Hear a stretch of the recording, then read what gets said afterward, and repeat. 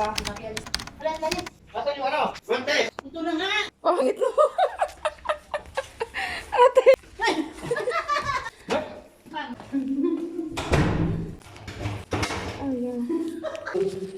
Get that feeling and get me master. Ba't wala man lang tong ating elevator na gloves or ano? Iba no?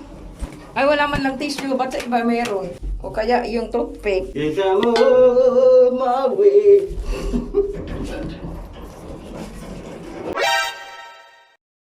So, what's up mga loves? Hey loves! Gusto kayo? So, start na today ng curfew dito sa Kuwait.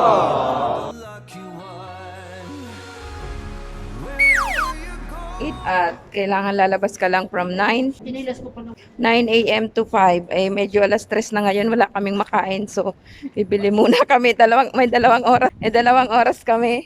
Dalawang oras pa kami para mamili. Suot kami ng mask, ng gloves. City.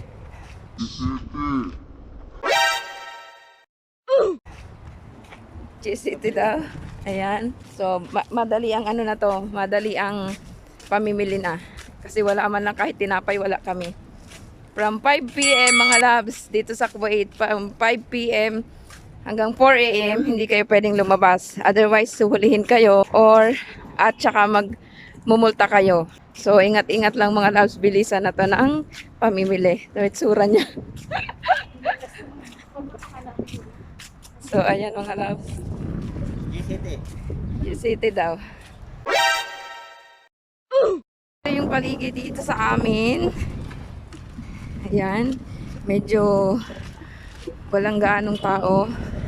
Tapos parang busy na rin sila kasi Tatawa yun natin sa akin eh. Hindi ko naman tinatawanan.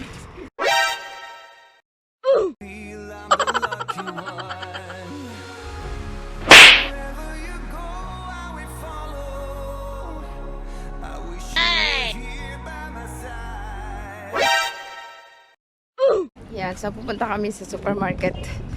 Bilisan na to. 2 hours challenge ate. 2 hours challenge na pamimili. Kailangan makarating tayo ng alas 5 sa ating bahay o before mag 5. Ano oras na ngayon te? Alas 3? 3:15.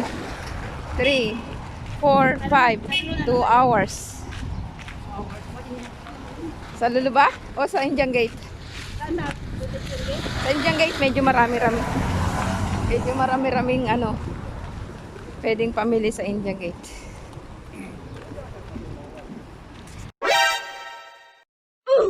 Laps ko na muna kayo mga laps habang naglalakad ako. Time lapse.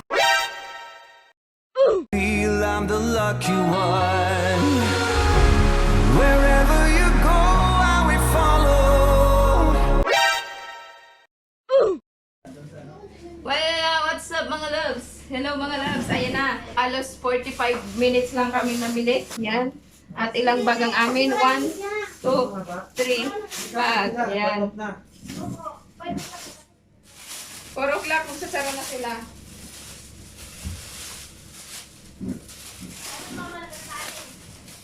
Hmm?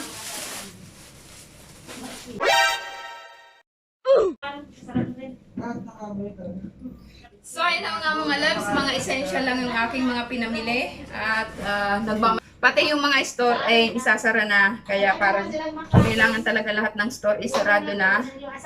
At ang aking mga pinamili ay ito sa isang bag. Yung mga essential lang, yung mga kailangan. Tulad ng kape, ayan. Kape. wala na nga makain ha.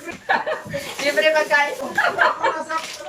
Yan, may tatlong kape. Tapos mga noodles, mga madaliang ano. Tapos may candy kasi mabangon dito sa aking work. Pang-araw-araw na pagkain, tinapay. Bili ako ng 2 tinapay. Tapos, bumili rin ako ng 2 tuyo. Isda. May bangos at saka galunggong ang isda. Tapos, palaman sa tinapay. Tapos bumili ako ng gloves kasi importante ang gloves. Pag lumalabas tayo, sabi nila. And wipes para sa aking pusa. Dami ha. Pinamili, umabot din ng 20 ha. Ayan ang ating pinamili. Ang unang araw ng curfew dito sa Kuwait. Namili kami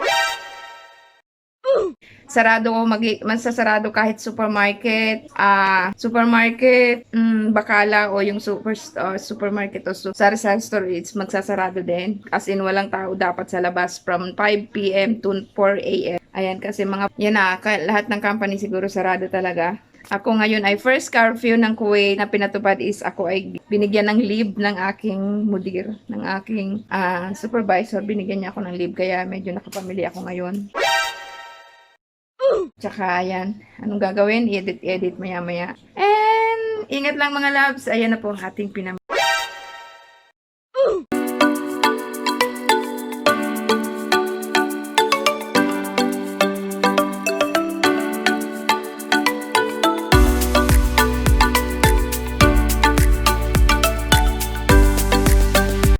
pala kaming biniling mga frozen at saka yung hotdog. Ayan, tsaka tig-dalawa na chicken, tapos gatas. So, ayan yung ating mga pinamili mga loves. Ating na natin kung anong ating magagawa sa ngayong araw, unang araw ng curfew dito sa Kuwait na nasa bahay lang tayo. See you. So, ayan mga loves, nandito ako sa bed with this kit Sophie. Sophie, say hi, Sophie. Say hi. Hello. Hello, Sophie. Hello, Sophie. Ayan, nandito tayo sa bed mga loves. Medyo curfew. Alas 5 na. Nag-start na ang curfew dito. And stay home na. And ano tayo? Yung edit. Comment. Shout out sa inyo. Ayan ang ginagawa ng aking anakis na si Sophie. Di pa ako nakakabihis. At ayan ang aming si Sophie. Oo, saan ka pupunta? So, kayo mga loves, anong ginagawa nyo dyan? Lalo na dito sa Kuwait na curfew. O dito sa Pilipinas, anong inyong mga pinagagawa sa araw ng ganito? Na stay home lang. Anong inyong mga pinagagawa mga loves? Ayan ang araw natin, pero hindi pa ako nagla-lunch, nag-breakfast, at basta hindi pa ako kumakain, pero meron pala ako dito na pala yung aking tinimpla akong gatas. Sophie! Huy! No dyan. No. I know you wanna.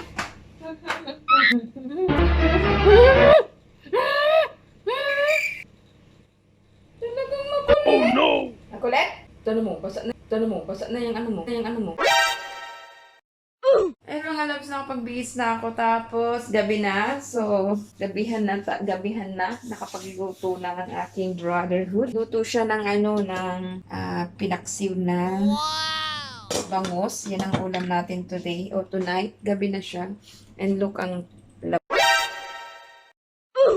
See? Ang labas ng Kuwait, walang gumagala. Otherwise, huhulihin ka talaga.